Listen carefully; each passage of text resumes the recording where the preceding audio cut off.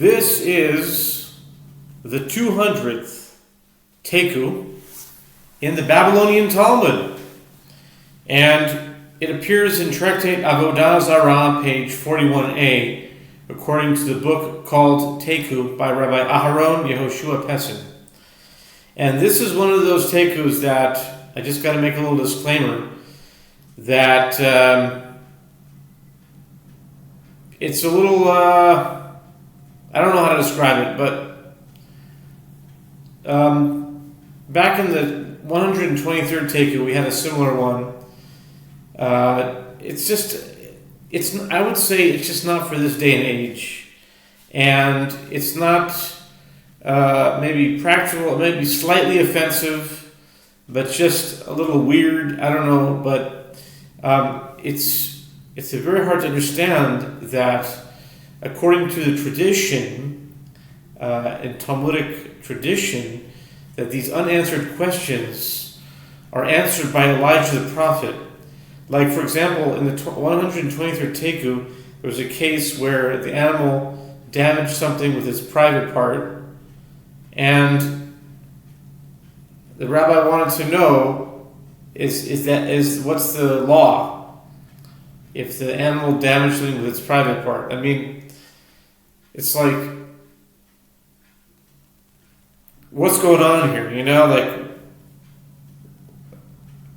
I mean, I've studied Biblical Common for some time. I learned it with Daf Yomi, and I also learned it in high school. And my question on that is, in the case of those of you who are familiar with the Talmud, it's called Kishkisha Ba'amasa.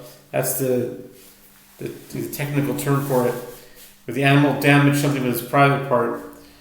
So I would think, why is that not a told of regel? You know what I mean? There's four principal categories of damage, and they have their what they call toldos. They are descendants. They're subcategories. There's four major categories, and then there are subcategories like the toldos, means the children, the descendants of that. So why isn't Kishka Shabbat Masa just a descendant of Regel? Meaning when you kick something, how is that different than when you kick it? It's kicking with its shorter leg. How is that different than Regel? Why is it not a told of Regel? You know what? Maybe the commentaries ask it, but my point is that someone would see this from a bird's eye view, come into a place, and the rabbi gets up and says, "What if So I'm saying for the general public that it's one of those things that need to be prefaced with, in the Talmud, there's a lot of stuff that I'll admit is offensive. It can be offensive and bizarre and not practical, to say the least, especially in modern cities where you don't have a bull walking around the street. I mean, this is like 2,000 years ago, the Talmud was written, 1,800 years ago, or quite different then. But at any rate, all that to say, that's my disclaimer. I'm just reading the Talmud. I don't necessarily agree with it. I don't think that it's necessarily whatever, this or that. But, there's a lot of smear campaign, a lot of, how do you say it, like negative attacks against the Talmud. They want to ban the Talmud because of anti-Gentile stuff in it and stuff they say it's pedophilia, all kinds of stuff like that. But there's a few ways to explain that. There's someone that makes a video, his name is Ash Mays.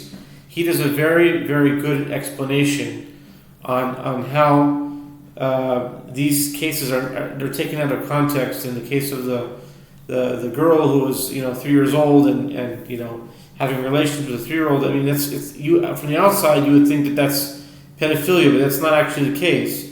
What it means is, what I gathered from his very, very articulate, clear, good explanation. If you just want to look up Talmud and Ash Mays, and then he does a whole description of this one case, which is probably the most infamous case of a 3-year-old, and they talk about if they had relations with a man, does she, her virginity grows back or something like that. But the idea is that if this unfortunate thing happened, The rabbis are actually protecting this girl because we are giving her all of her rights that she would have as a virgin, even though this thing happened. It's a backwards way of. It's actually a positive thing. He's not saying that it's condonable. He's not saying we're just not talking about that right now. We're talking about the punitive, damages, whatever. So that's aside. Basically, this whole long intro was just to say that the Taiku that I'm about to read goes into that category. I think maybe not quite that severe, but okay. At the very least, it's highly irrelevant. It probably never happened or never will happen, and it boggles my mind to think that we would even have the gall to ask Elijah these questions. I don't think anyone's going to go to Elijah and say, if an animal damaged something with its private part, what's the law? It's very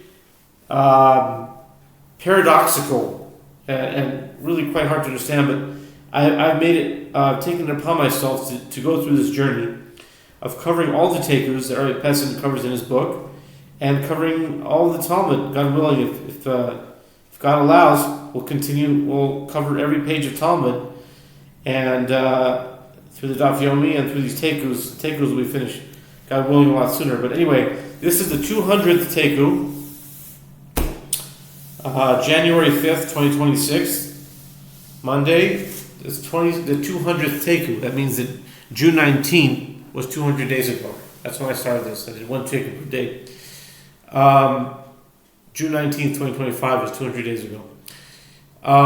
This Taiku appears in Avodah Zarah, page 41a, with the words Boy Rav Ashi. Boy Rav Ashi, Tafas biyadai tzoya ma'ahu, miyamrinan kuli al-mazilu, biyapei ki tzoya din mahu, miyudizil biyapei kuli al-makatzoya Taiku. Okay, I should preface this by reading what it was in the actual. I didn't know what this meant, but in the Mishnah, Rabbi Gamliel, I don't remember, said that you cannot have any benefit from any kind of idol whatsoever. And that's the context that we're talking about. Gaining benefit from an idol.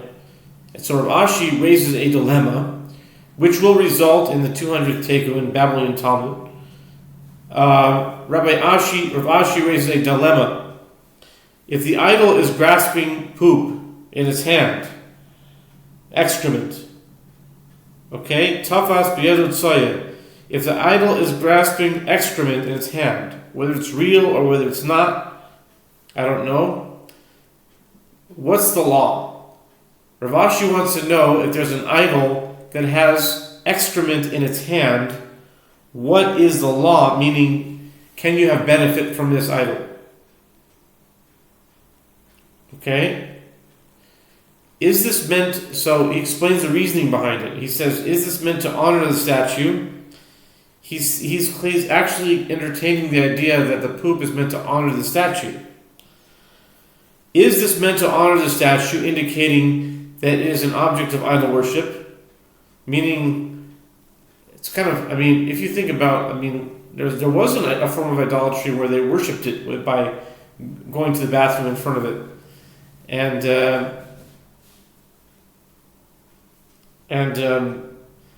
it's not clear that this is that.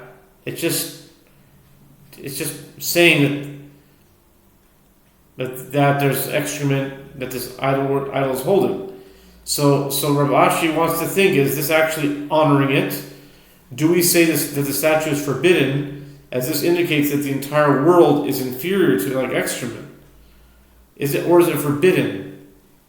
Meaning, is it forbidden, meaning by the fact that excrement is in its hand, it's meant to imply that this idol is so powerful and so exalted that this entire world is compared to excrement in its hand. In that case, it's exalting the idol. Or perhaps, does this indicate that the idol itself is inferior to the world like excrement, meaning that there's excrement on the idol, and that's why then the idol becomes associated with this excrement.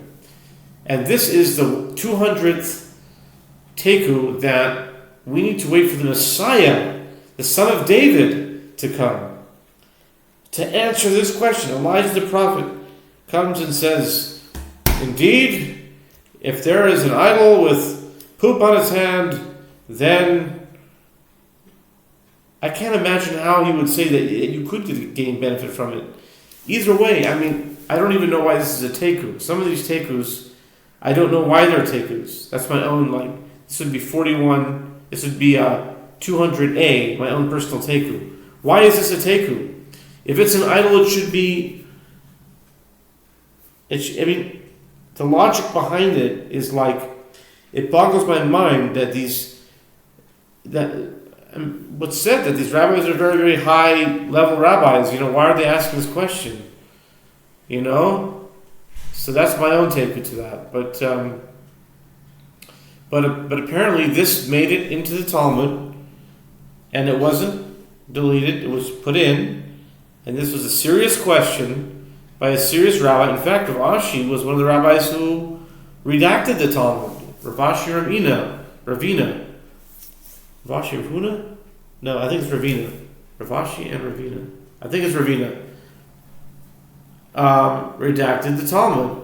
So what's going on here? And I think that maybe the real Talmudist, it depends who's analyzing this. If you're a Talmudist that's in the from yeshiva world, you will not dare to question it. It will be irreverent, and it'll be how dare I ask these questions lest I be deemed a heretic and apicorus. But by doing that, simple logic is negated. Simple logic is negated. And I think that this work that I'm doing on these Taikus really brings out some very reasonable questions. They're very reasonable.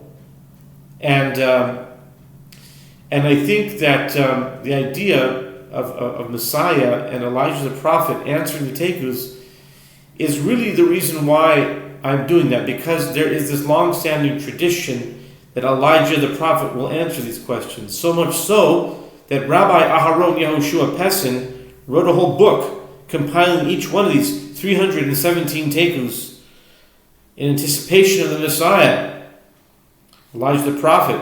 And that's the same reason that I am involved with this work. This has been the 200th Taiku in the Babylonian Talmud, found in Tractate Avodah Zarah, page 41a.